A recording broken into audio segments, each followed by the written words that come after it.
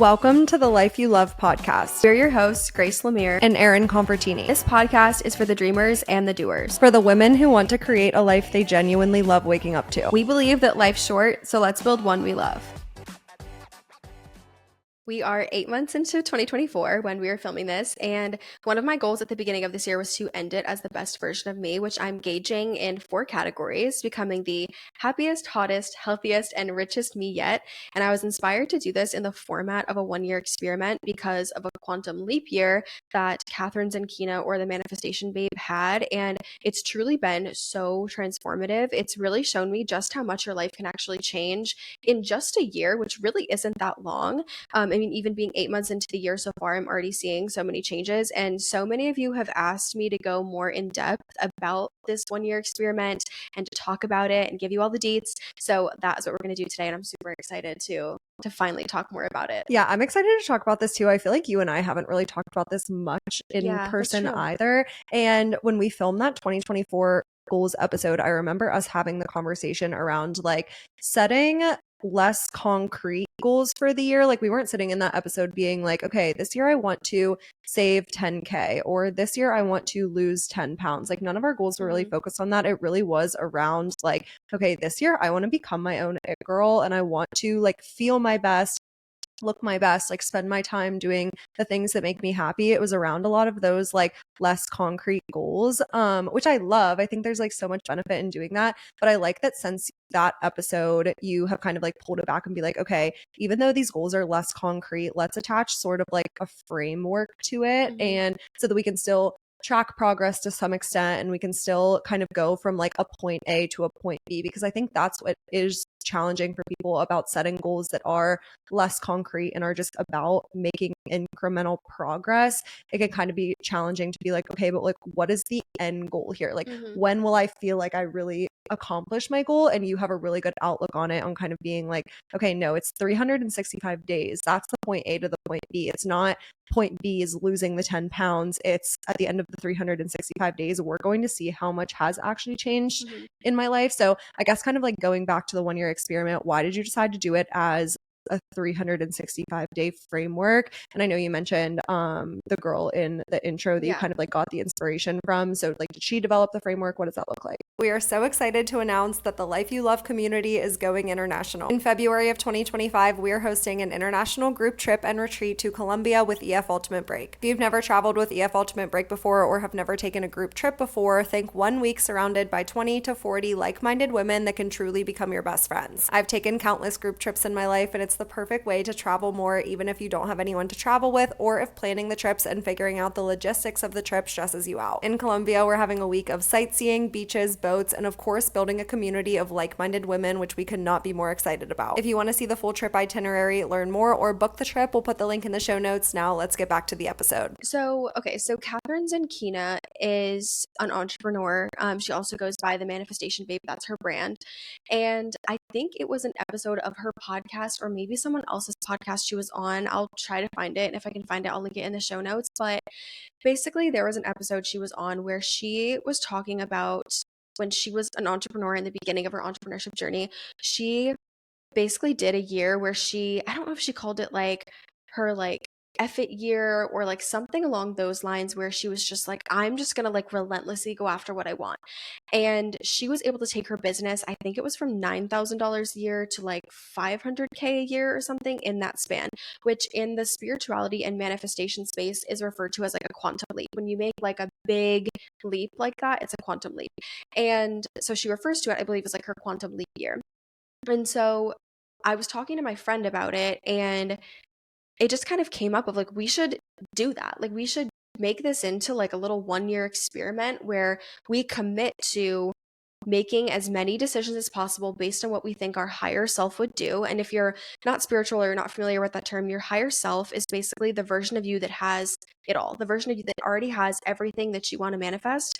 That's your higher self. So what would that version of me do? And it's you. It's not a separate person. It's you. It's just a different version of you. It's you down the line or whatever.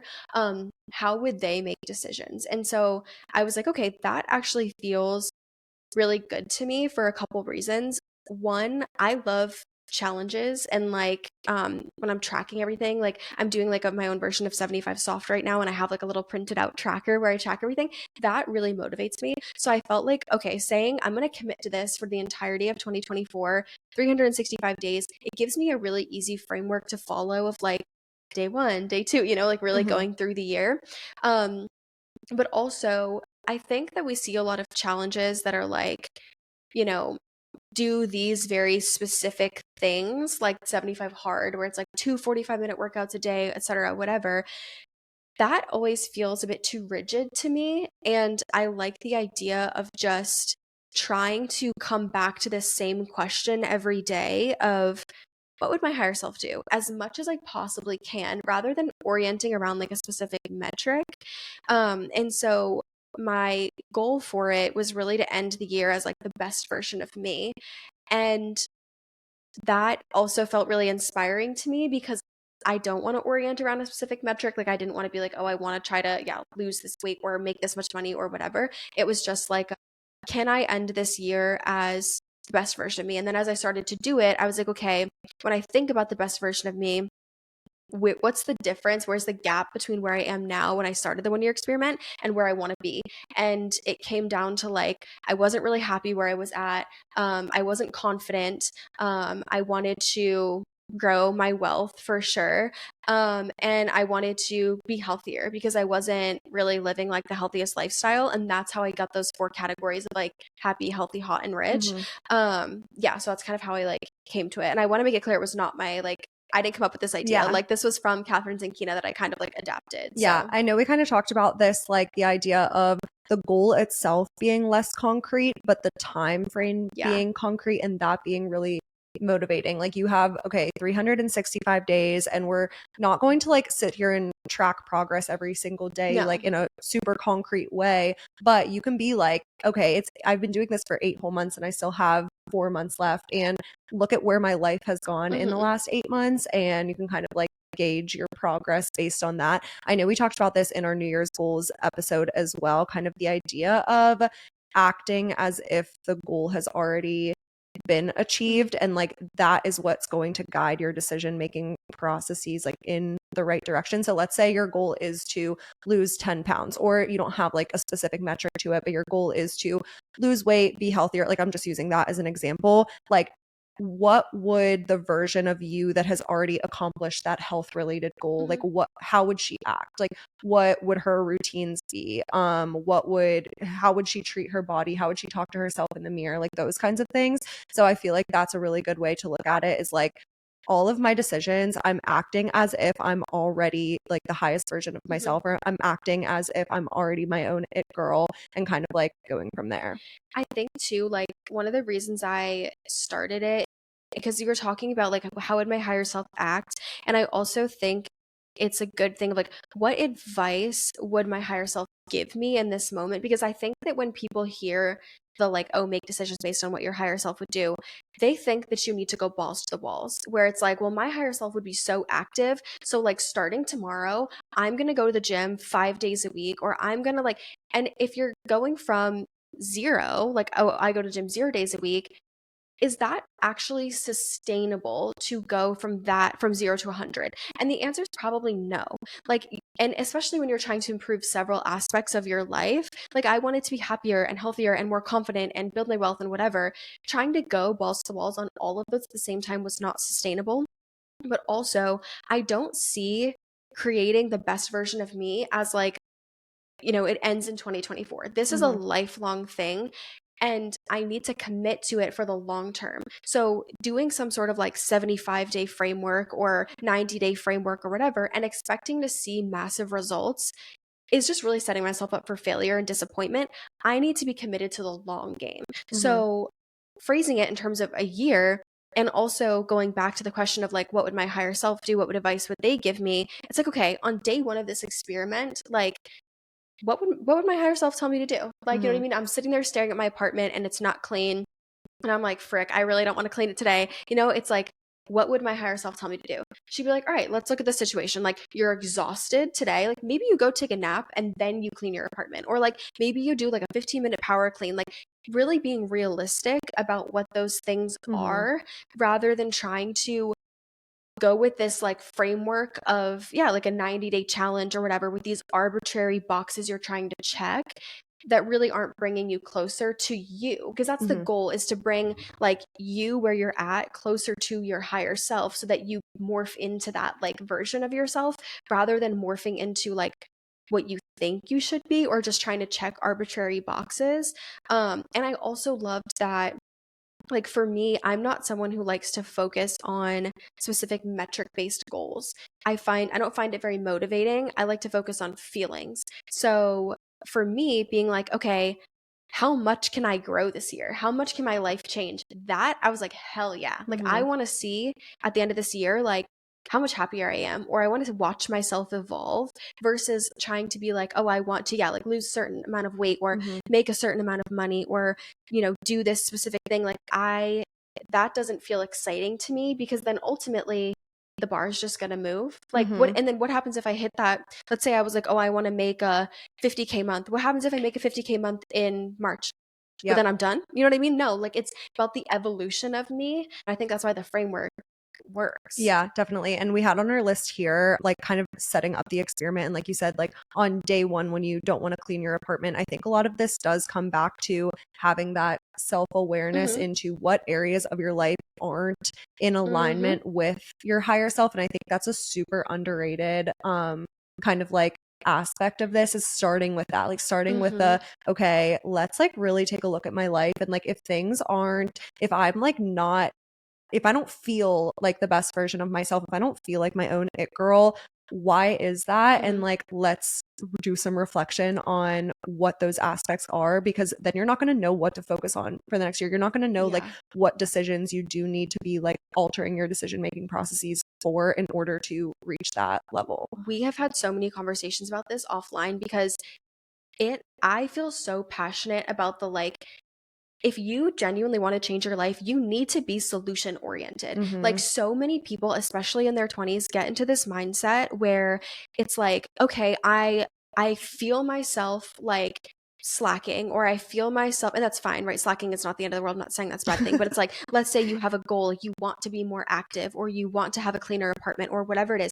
You notice that you're not doing those things. You notice that you're not where you want to be, and then people sit there and they twiddle their thumbs. Or like, gosh, the number of people that I've like talked to who like get out of a relationship because something didn't work out or whatever, and they're part of the problem, right? Like, I'll use myself as an example. Like, I got out of a relationship. I realized I had an anxious attachment style. He had an avoidant attachment style, and I was like, okay, wow, I need to actually work on that. The number of people, and I did, right? I literally deleted dating apps, and I worked on it for like 6 months with my therapist. But like, the number of people who will like have the self-awareness to notice, oh, I have an anxious attachment style, and then do nothing about it. Or like, I notice that I hate my body, and then do nothing about it. Or I hate where I live, and do nothing about it. I hate my job, do nothing about it. Whatever it is, it's like, you are not going to change your life by literally doing nothing. Like, you have to balance the action and attraction to where it's like, I know maybe I can think of the life I want, or I'm able to recognize I'm not happy, or I'm able to recognize my relationships keep failing. Well, then you have to do something. Like, you actually have to do something about that. And I think that's why this framework has been so powerful for me, because it's not necessarily about doing something very specific where it's like, okay, I hate my body, so, or I don't, because that was one thing for me. Transparently, I was very like insecure, and I was having a lot of body image issues with all the health things I was going through last year. I was struggling with all the body changes that were happening as my body healed. And I was like, I don't want to be that kind of person. I don't want to be the person that is like picking myself apart in every photo. I don't want to be the person that feels insecure all the time. Like, I don't want to be the person who, like, shopping, I'm like crying in the store because I'm like so frustrated about shopping. Like, okay, what can I actually do? And I would sit there and I'd be like, okay, what would my higher self do right now? And for me, like, I talk about the color analysis thing on the podcast all the time, but that was a direct result of this experiment, because I was like, my higher self is not going to sit here and be like, oh, woe is me. Like, I hate everything in my closet, and I don't know what flatters my body now that my body looks so different than it did before my health struggles were all figured out. And I'm like, she would literally set the money aside to go figure this freaking thing out and go like pay a professional to help her get a solution. And then I did, and my life's gotten exponentially better. Like I don't get frustrated all the time when I'm getting dressed anymore, and I like appreciate my body for what it is and everything it's gone through. And like, but you can't just sit and like harp on what your problem is. You have to actually do something about it. Yeah. And I think if you think about the version of you who has it all, who has figured all of it out, going back to like, what advice would they give me about that? Is like, it's just so empowering to think like, okay, yeah, what would that version of me say, and how can I take steps to get to that? Yeah, one of my favorite podcasters of all time, she's the host of the Mindset, Magic, and Manifestation podcast. We were talking about this earlier. She, for a while, was doing this thing where she was challenging herself to take one, she called it a batshit crazy action step every single day. And she literally like kept a journal, and like once a day she would journal about like the one action step that she took that. And she would wake up in the morning and be like, okay, what action step am I taking every single day? And like some of these would take a long time, whether it's like applying for a new like freelance role, or she like applied to be in this like TV segment the one day, like really like big steps. So sometimes they would take a good amount of time, but she was like, I'm going to do this for, I think it was like a 60-day period, and just like see where I can end up. And I think it's such an expansive mindset to go into, because you're like, once you start to like get that momentum, you can truly see where like how much progress you can make and like how much you can truly grow, where it can be really overwhelming to be like, okay, I've done sort of the reflection, I'm becoming self-aware into the aspects that I want to improve on, but it just feels really overwhelming to change all of my habits to truly become that person.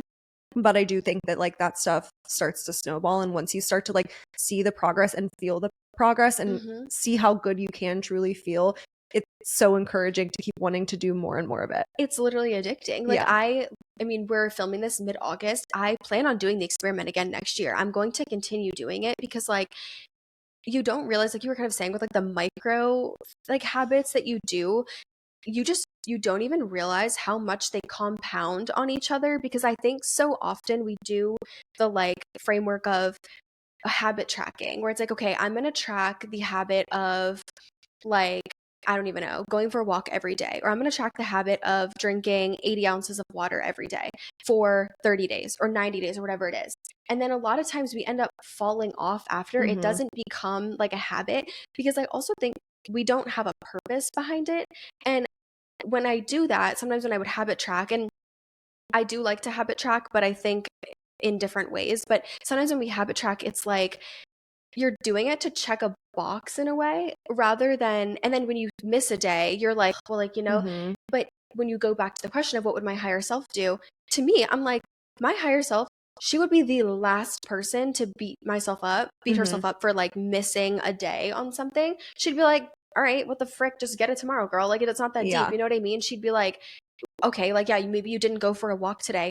You were exhausted and you just needed a nap. Great. Good on you for honoring your body. Like that's what she would say. She wouldn't be like, you know what I mean? I think sometimes the frameworks are too rigid, but also a lot of the moments when I first started the experiment, a lot of the moments I really would start to ask myself the question were in those small moments. So like one big thing, for example, was I moved into a new apartment in January, it was like 2 weeks after I started the experiment, because I started January 1st and I'm going to December 31st.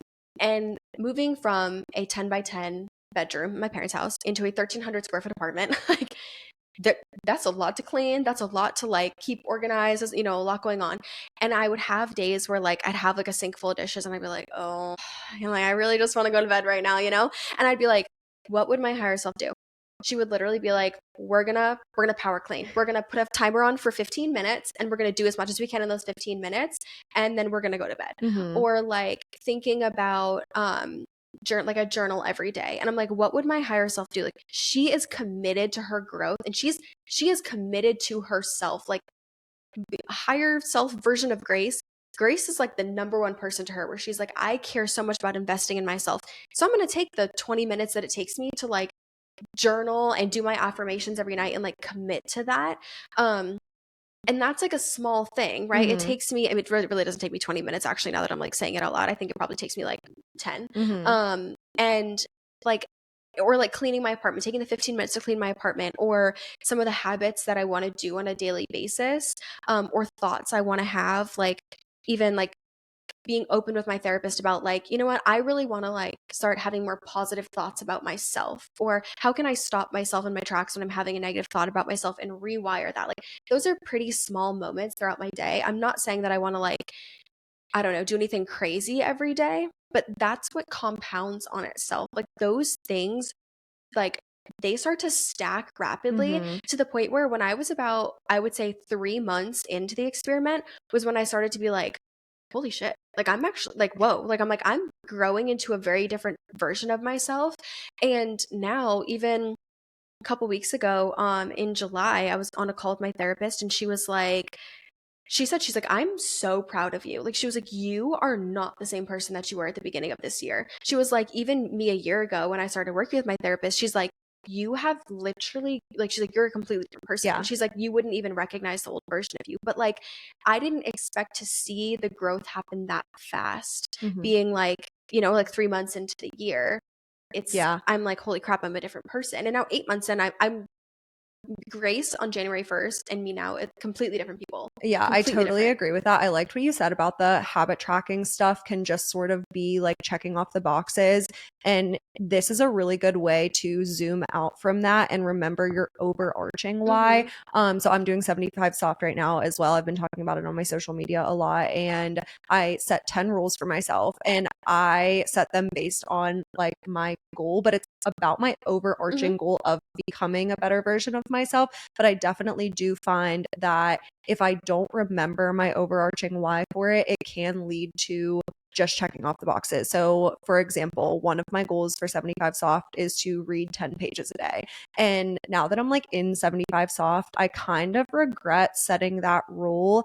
And the reason why is, so I said 10 pages of a nonfiction book. And the reason why I set that rule is because I'm in a very like, I've been feeling really productive lately. I've been feeling really good lately. I'm in a phase of like sort of business expansion is one of my like high priorities right now. Reading 10 pages a day of a nonfiction book, like the books that I'm reading are basically like business books, and books about like entrepreneurship and stuff like that. But sometimes what's going to move the needle for like business expansion is not sitting down and reading 10 pages. Yeah. It's listening to a podcast with a guest that I'm going to learn a lot from. It's watching a YouTube video on a very niche skill that I need to do the next project that I'm going to work on. So it's sort of like, yeah, I can read 10 pages that day, but just to check off that box for 75 soft, but is that like actually getting me towards my overarching goal? No. And I think a lot of people who like do these little challenges and like habit track and all of the things, it's kind of like hard to remember your why. This reminds me so much of the book Atomic Habits. I listened to the audiobook of it a couple years ago, and I want to go back and listen again because I took so much from that. But one of the things he says in the book, sorry to spoil it if you haven't like read it, but you should read it still.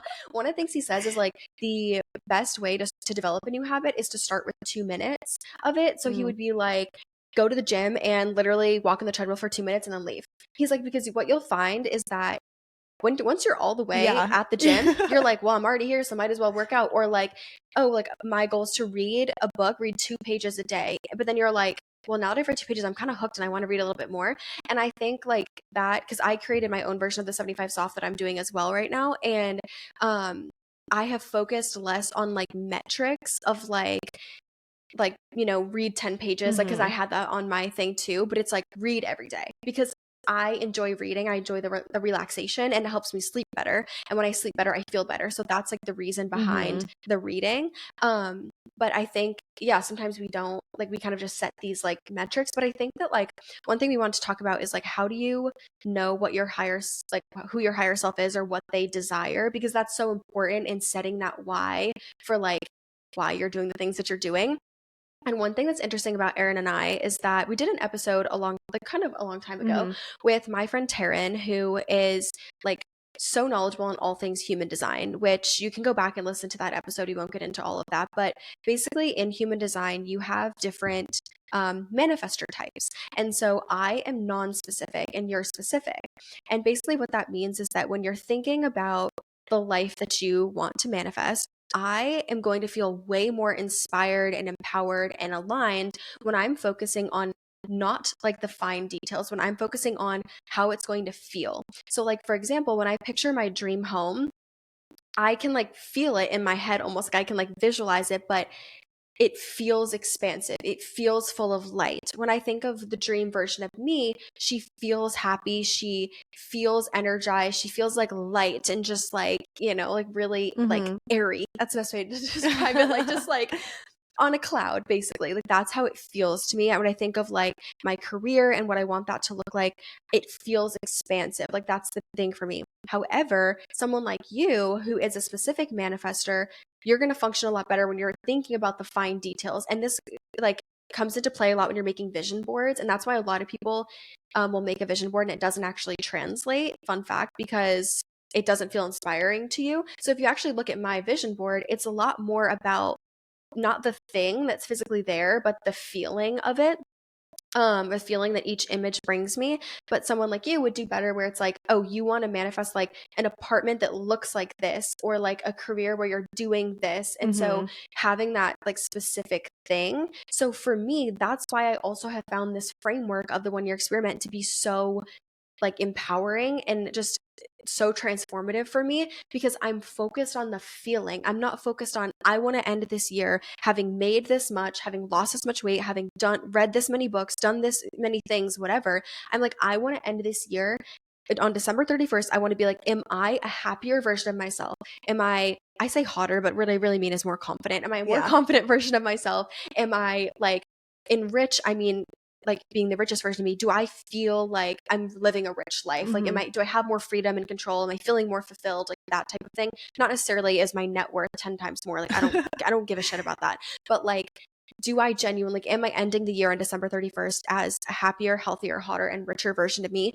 That lights me up to think about that type of transformation. And then being able to take it day by day. Yeah. That's really helpful in figuring out like who your higher self is. No, definitely. And there's such stark differences between how you think of it and how my brain thinks of it, which is like so funny going back to like our like human design types.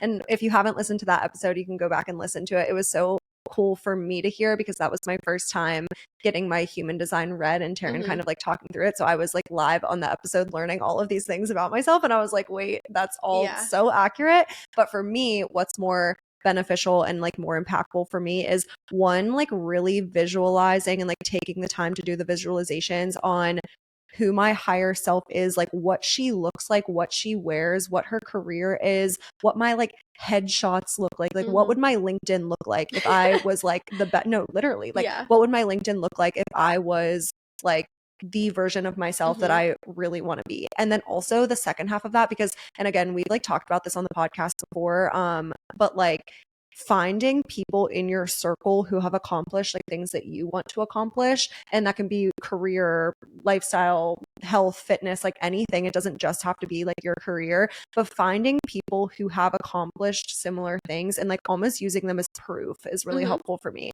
So I find like that when I'm doing a lot of these visualizations, I'm like looking on LinkedIn at like other female founders or like female entrepreneurs and being like, oh my gosh, like this is so inspiring to me and makes me want to work towards like becoming that version of myself. 100%. And it's funny because like that makes so much sense for you because you're specific and I'm non-specific. And you can find your manifestor type by downloading this an app called like My Human Design, I think. I don't know if it's available everywhere. I think it's just in the US, but there's like, it will show you in the app if you want to do your like human design reading. But also I will add to that, like figuring out what it looks like or feels like, if you just go to like YouTube and type in like higher self, like visualization, meditation, that's how I got clear on what my dream life looked like, is doing a visualization meditation in a business coaching program that I did in 2022 actually.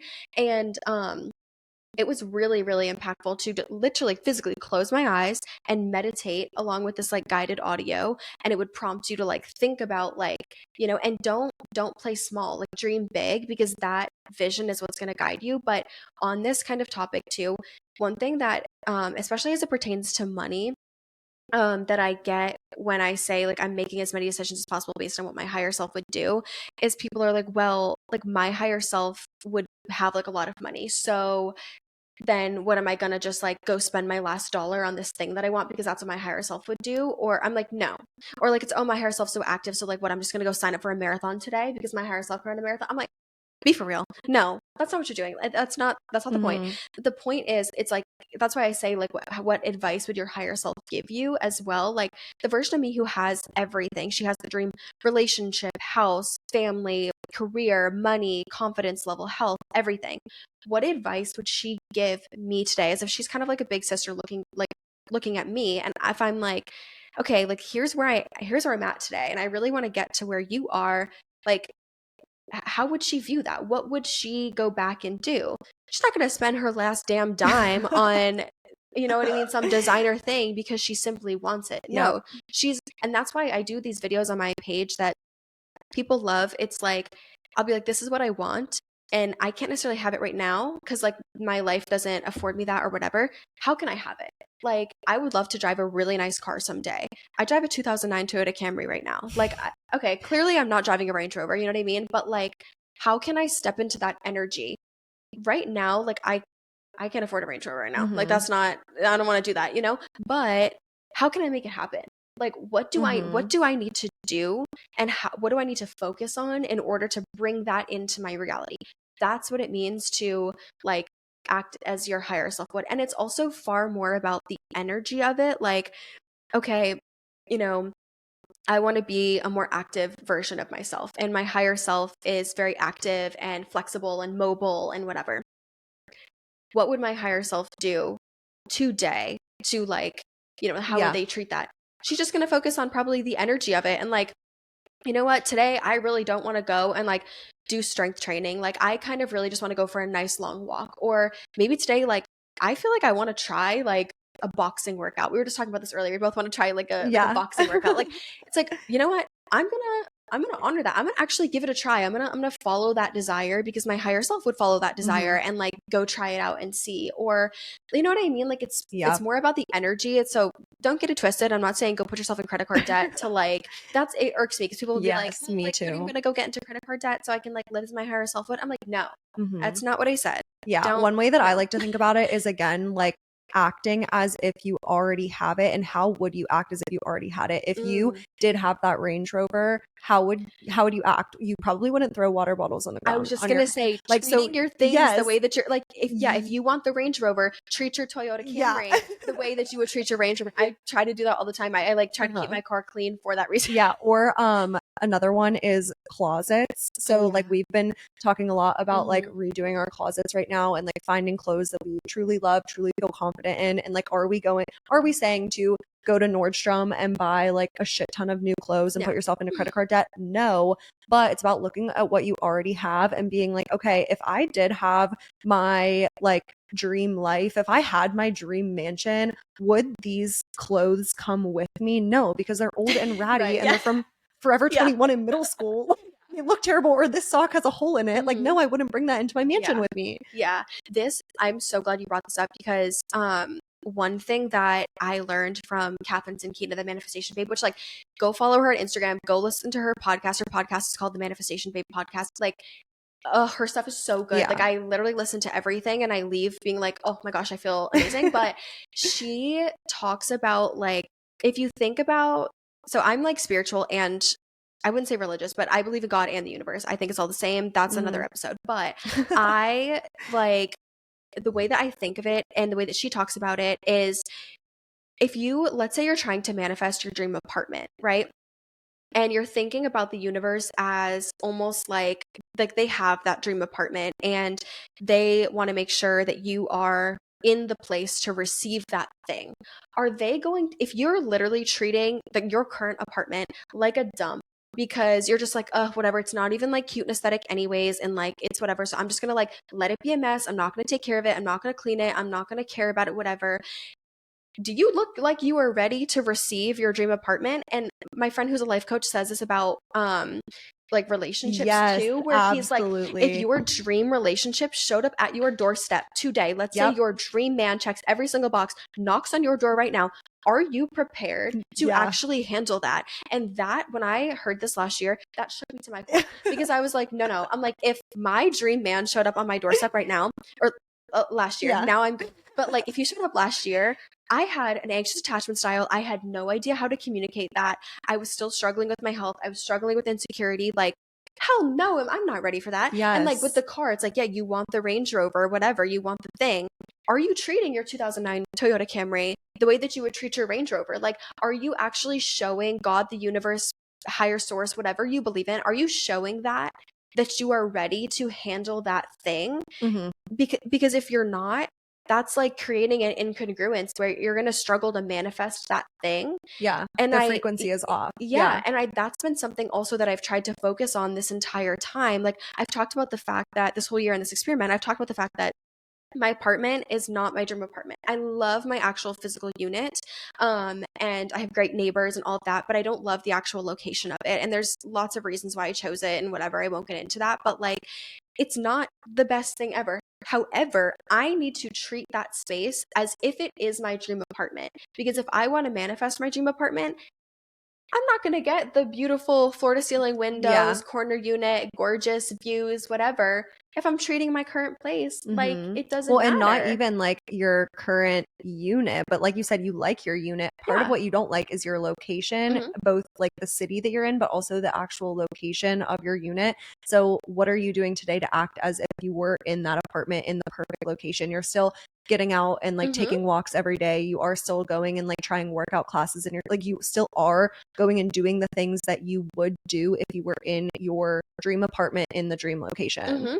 And I think also too, going back to like what I was saying before with these like the self-awareness piece of this is like recognizing where you're at and where you want to be, and then allowing yourself the space, for me over the course of a year, to progress toward that version of me that is ready to receive that. Because going back to like the relationship thing, I just talked to my therapist, my girl Jen. I call her my girl Jen because I love her. But she literally, I was talking to her about how if I were to rewind to like January 2023, I was like, yeah, I want to be in a relationship. I feel ready for a relationship.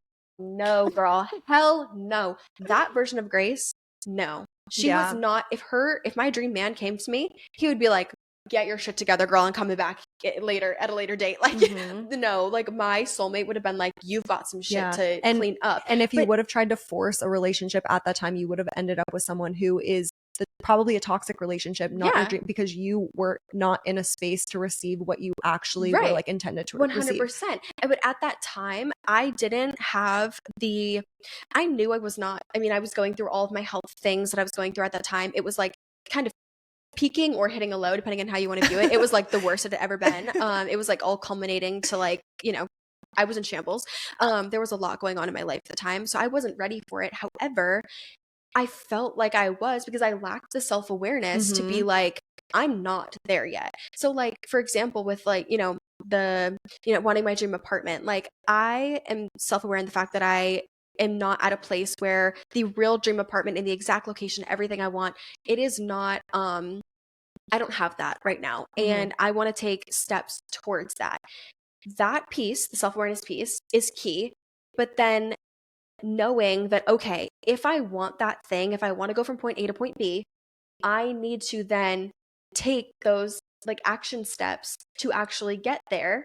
And when you think about, okay, the version of me that has that thing at point B, that is literally your higher self. Yeah. That's what that is. So, okay, now going back to the whole concept of the experiment is making as many decisions as possible based on what your higher self would do. Again, the version of you that has the Range Rover, how would they treat their car? How would they treat their apartment? The version of you that has that dream relationship, how would they even treat themselves? Like, how would they, like, it's not just about like, how would they be towards a partner, right? Like, it's like, how would they view themselves? Like, the version of me that's in my dream relationship, she's not insecure. Yeah. Like, she's very comfortable in herself. She has balance. She has like things she's interested in. She has hobbies so that she has things outside of a relationship. Okay.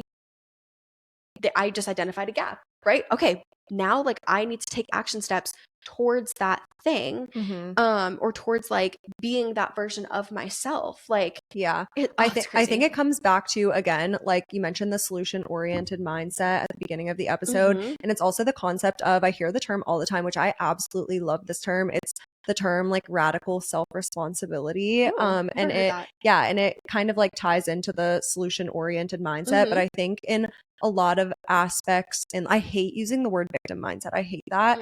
However, I think it does come back to like, if there's something that you don't like about your life currently, instead of sitting there and dwelling on, well, I really want to be in a relationship, but I'm single. It's like taking a step back and being like, okay, solution-oriented mindset, radical self-responsibility. The only thing that is going to change my circumstance is focusing on what is inside of my control, and like taking a step back, having that self-awareness to be like, okay, if I'm not in my dream relationship, or maybe I'm not even single, maybe I'm in a toxic relationship. Like one of those two situations are true. And we're just using dating as an example here. This can apply to any aspect of your life.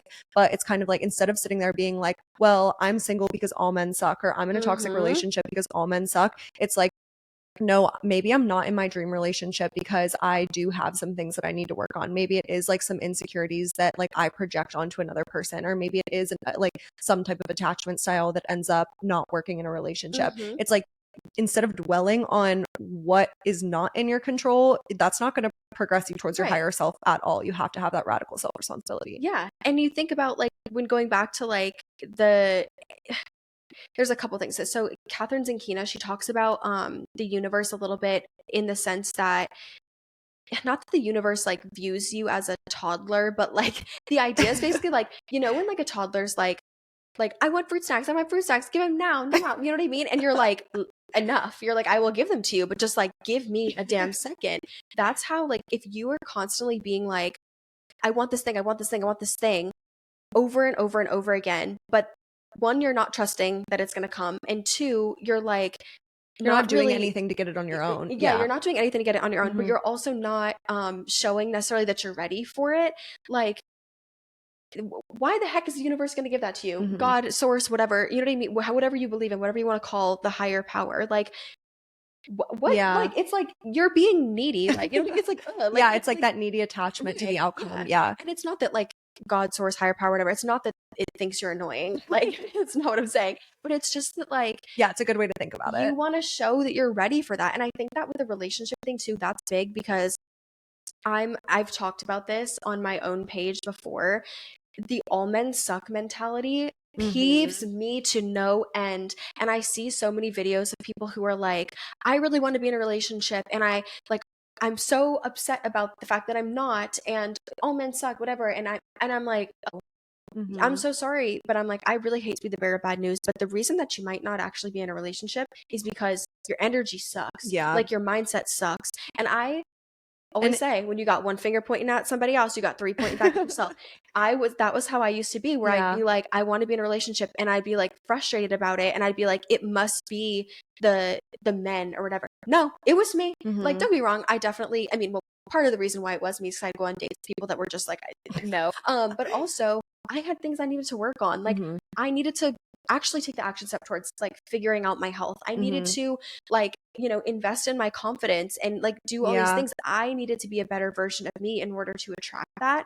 So it's like, part of the whole experiment, going back to that, is like showing up every single day, trying to take some sort of action towards like, what would my higher self do, so that you're growing into the version that you want to be, but you're also showing the universe, God, source, whatever, that you are ready for those things that you want to manifest. Like, you know what I mean?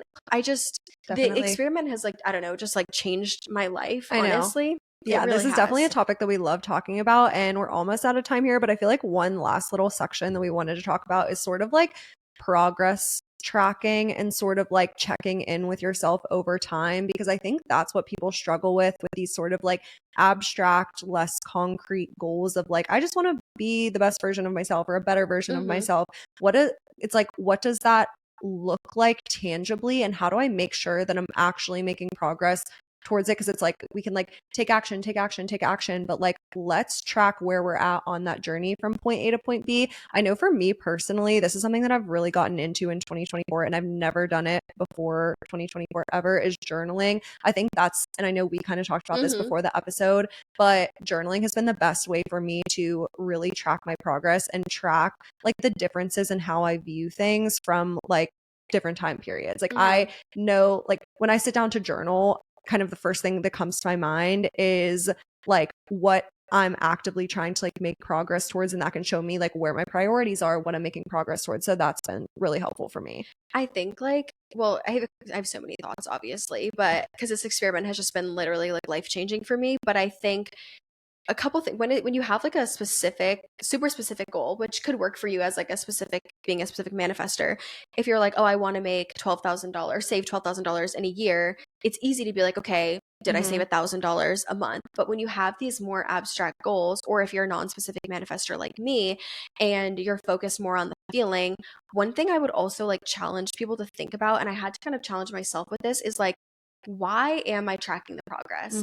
What's the purpose of doing that? And what's my goal in tracking the progress? And you want to see growth, right? But I think sometimes we set deadlines, which also, if you're a non-specific manifestor, setting deadlines for things is actually not really very helpful for you. If you're specific, it can be. Yeah, like deadlines help me. Right, They help me yeah. like break down the goal into like more tangible Or it's goals. like, I want to save $12,000 by this date, or I want to have this thing. And I used to do this with my business, with my income in my business. I'd be like, I want to make a 10K month by this date. And what it did was it put an arbitrary pressure on me, when in reality I needed to just focus on the feeling and not like the metric. So for me, I don't track like I'm not like sitting down at the end of Q1 and being like, all right, okay, Q1 recap, like, am I a better person today than I was 3 months ago? Or like in Q3 being like, okay, did I like do these things that my higher self would do more in Q3 than I did in Q2 or whatever? Like, no, I'm not doing that. But journaling and affirmations have been huge for me. And I'm so proud of you for journaling, because I feel like we talked about this a lot like last year. But journaling, like I was saying to you earlier, like on January 1st, my journal entry, I was literally sad. I was talking about how I was so sad that I started the first day of the year. I had a panic attack on New Year's, and I was like so sad that that's how I was starting my year off. I was like in such a bad headspace. I think about how my health was then, my confidence, everything. And then I would have like literally weeks where I would journal. I would literally be like, I have really not much to journal about today. I'm like so happy. Like, this is really great. You know what I mean? I love journaling about when I'm happy. I would journal about it. I'd write about what I was happy about, but also affirmations have been powerful for me. And we could totally do an episode on like positive self-talk, because there's so much neuroscience behind it that's really fascinating to me, and is what really inspires me to continue with affirmations. But the reason how I've been able to track progress with affirmations is that I can look, okay, let me explain how I do it. I have like a journal that I put on my nightstand every night. I write down a list of things I'm grateful for. And then I write a little bit about my thoughts, and then I write down my affirmations, and then I verbalize those affirmations. And I like that I write them down because it allows me to remember what affirmations I did and when. So I can look back, for example, in January, and look at the affirmations I was doing at that point. And because I practiced those affirmations and I was bringing it into my conscious and trying to rewire the subconscious belief simultaneously, I was actually able to like actually rewire that belief. So now I can look back and be like, oh, wow, the things I was doing affirmations around, like those limiting beliefs I was doing affirmations around at the beginning of this year, are not even problems for me anymore. A lot of them were like around like body image, confidence, health, insecurity, things like that. Those are not the affirmations I'm doing now that I'm like using to progress myself. And that is really, really empowering to see, like, holy shit, I actually rewired a limiting belief that I've had my entire life because I showed up for myself and I worked on it every single day in little ways. That's been really motivating, way more than trying to like, I think some people get too granular with it, where it's like, oh, did I do this thing today? Or like, was today a good mindset day? Or like, that's way too granular and you're going to get hard on yourself. Try to find more like abstract ways to track it. Yeah, definitely. I love that too. I on like the affirmations piece, I have found what's been impactful for me is like coupling it with the journaling aspect. Whereas I think some people like you'll see TikTok videos of people like just writing down on a sticky note and like putting it on the mirror, like I am beautiful, like great. But what I have found has been the most impactful is journaling first. And then like same thing in my journal, I'll like write journal date and then like write either a paragraph or 3 pages. I let myself just kind of like do it for as long as I want to for that day. I don't put like a specific length to it. But then after I'm done journaling, I make another section called affirmations, and I try to do the affirmations related to what I'm journaling about, because then they feel very relevant for what's going on in my life. And if I'm having like a really good day and I'm journaling about something positive, I'm pushing that affirmation like one step further, and like maybe it's about like business expansion that day or something like that. But then if I'm having a day where I'm like feeling really down on myself and really hard on myself, my affirmations are related to that. So that has been a lot more like, I'm not just ticking off a box and being like, oh yeah, like I wrote that I'm beautiful. Like, you know what I mean? Yeah. I'm really making them applicable to what is in my train of thought for that day. That's the key with affirmations, is affirmations as like a quick neuroscience thing. Like, what you have subconscious beliefs that are stored in your subconscious of your brain, and one of the ways to rewire those beliefs is through repetition. Because when you say something over and over and over again, your brain doesn't actually know whether it's positive or negative. So if you're like all men suck, all men suck, all men suck, whatever, your brain doesn't think that's a negative statement, I shouldn't store that, or that's a positive statement, I should store that, whatever. It just thinks like, well, you've said it a bunch of times, it must be important. So when you grow up in an environment where things are repeated to you over and over, you tend to store them in your subconscious, or things you say to yourself. So then to rewire them, you have to basically say the opposite and say it, like repeat it over and over. So because those beliefs prime your brain and shape how you view your reality. So when you're saying all men suck, that's like one of my favorite examples. When you're saying all men suck over and over and over again, you're actually priming your brain to pay closer attention to men that suck, because your brain wants to validate that belief. So then when you're doing, you want your affirmations to be relevant to what that limiting belief is in your moment, in that moment. So like, if for me, like I think I've talked about this before too with you and on the podcast, like I was struggling for a while to believe that people would care about my social media, or that my social media could really ever be like a big business for me. So I do an affirmation that's like, I write it in the present tense, even though it's like a future thing. I'm like, I'm so grateful for the freedom and wealth my social media provides me. And so I focus on freedom and wealth, not I'm so grateful for the X amount of income it brings me, or the X followers, or X whatever. Like it's just the feeling. And I do that every day. And when I first started doing affirmations, my therapist told me to do them. I was like, don't play me, Jen. Like it was when we first started working together. I was like, Jen, no. Yeah, it sounds so dumb. I was like, ugh. But what I realized is the reason why it feels dumb is, one, if you're saying things that really aren't moving the needle for you, like things that you already know, it's like, why the frick am I saying this? Like a lot of people don't like the oh, I am beautiful one, because maybe confidence isn't an issue for you, or maybe it's not something that's just like top of mind for you that day. Right. Like maybe like I don't necessarily feel confident every day, but today I'm not sitting there being like, oh, I'm not beautiful. Right. Like, you know what I mean? But also what I learned for me was that the reason so many affirmations sounded, I hated it, I would cringe when I would say it, is because I felt like I was lying. It's because it does not match up with my actual belief that I have stored in my head. So I'm sitting there being like, because one of the affirmations I would start doing when I first started working with my therapist is I would say, I'm capable of anything and everything I set my mind to. I hated it. Oh, I used to cringe when I would say it. But the reason why is because I didn't believe it. So I'm sitting there feeling like I'm lying. I'm saying a statement over and over. It's making my skin crawl because I feel like I'm literally lying. So it's like, if you're like listening to us talking about affirmations and you're like, shut up, you know what I mean? Like, I'm not doing that. That's so cringy, whatever. It's probably because like it's not something that's top of mind for you, or it feels like you're lying, but it makes a massive difference. And being able to track that progress of being able to look back and say, okay, yeah, back in January, I was doing these affirmations around body image, or around like, trusting myself, around relationships or whatever.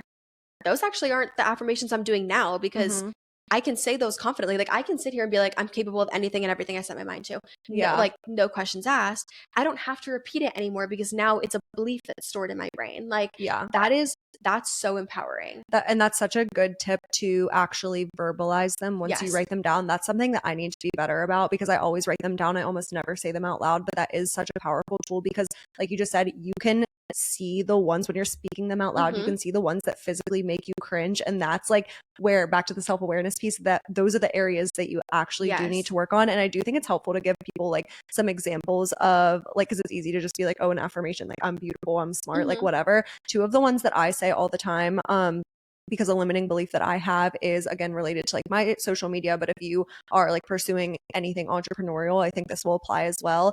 I have a very big limiting belief, and I still have this, that the things that I'm doing are sustainable over the long run. So two of the ones that I say. One, I say my perspective is unique because that's something that I like don't inherently believe to be true. And then the second one is I'm capable of building a business that's sustainable over the long run. And like those are two of the ones that like I like consistently come up for me when I'm journaling and I'm doing my affirmations, because like I am self-aware of the fact that I have those limiting beliefs, and that's something that I want to change. Yeah, I love what you're saying about like, don't stop at the discomfort. Like when you do the affirmations and it feels awkward, cringy, like whatever, that is a sign that you need to keep doing it. Like you think about when you go to the gym for the first time and you try a new exercise, you're like, what the frick am I doing? Like my form looks so bad. Like I'm doing this without any weights. Like I look, you know what Us I mean? in the workout class we this were morning. just in a workout class this morning and we were literally like, and we literally looked at each other and we started laughing because we were like, what are we doing? And there's nothing wrong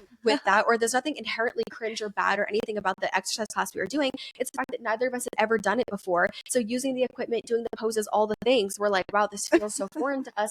That's literally just a sign that like you need to show up more often. Like if you're saying these affirmations and it feels cringe to you, or you're like, I freaking hate that. Like, or even with journaling, when I first started journaling, I would force myself to write a whole page. I stopped doing that. When I would do gratitude lists, I would force myself to write a certain number of things. I force myself either.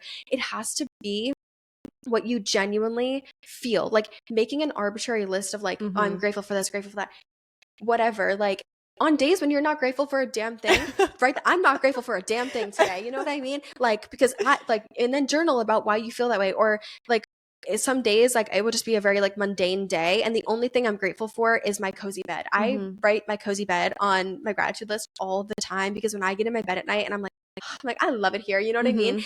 That it has to be something you're actually grateful for. Yeah. Otherwise, it's really not going to make a difference in terms of rewiring beliefs or making you feel some type of way. But also with journaling, when you force yourself to write a whole page of nonsense, it's actually not doing anything for you. Write down like what is top of mind. For me, it's usually a couple of sentences to a paragraph or two. Days when I'm really going through it, it might be a few pages, you know. But then that's the same thing with affirmations. It has to be something that's meaningful to you and that really has a purpose, and have that self-awareness to be like, where do I need to start showing up more? Like, okay, I hate writing a whole page in my journal. Like, why is that? Is it because I'm forcing myself to write fluff, or is it because I am just like being lazy? Or you know, in affirmations, I'm showing up and it feels cringe, or I'm going to a workout class and I feel stupid. Okay, show up more often. Show up so often that you don't even feel an ounce of stupid, you know, or that the affirmations don't make you cringe at all. Like you have to have that self-awareness of like, I feel weird doing this, or I don't love, you know, not that I don't love doing it, but it doesn't feel natural to me. Like make it feel natural to you. Make it feel natural to you. Like show up so often that like you can sit there and be like, yeah, like I feel confident in this space. I have the business I love. I'm doing the things I love, whatever. I'm in my dream relationship, whatever, because you've shown up so much that you're ready for that and you believe that you deserve it, you know? Yeah. I love that so much. And I think that brings us to the end of today's episode. We have been yapping for so long, and I didn't think that this was where the conversation was going to take us, but I think this was such a good conversation on this topic, and we can totally do future episodes kind of like expanding on any of the things that we touched on today, because I know we touched on a lot, and we do want to give you guys like a lot more resources to kind of like work through a lot of this. So if there's any resources that you think would be beneficial that we can send your way, that would be amazing as well. But I think we're right out of time because my dog is about to start barking. You can hear Bella like whining in the background. I don't know if anyone can hear that, but she wants to come into the room. So I think she's telling us that it's time to end today's episode, but we hope you guys enjoyed this. If you have any episode ideas, questions, feedback, you can leave those in Spotify. We love hearing from you guys, or you can DM us on Instagram at The Life You Love Podcast. But thank you for tuning into this week's episode, and until next week.